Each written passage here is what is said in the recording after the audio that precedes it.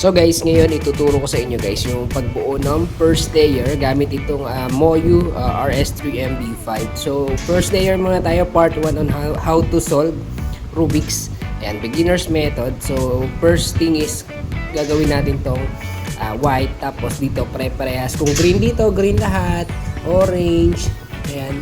Basta pare-parehas yung gilid. So ganito yung first step ng pagbuo ng Rubik's sa beginner's method.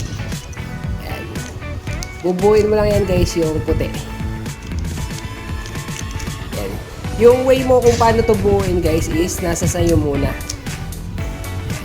Blue, orange, green, tapos syempre dito magiging red. Ayan, natigay pa tayo. Ayan guys, red. Ito muna tuturo ko, no. Ayan, first layer.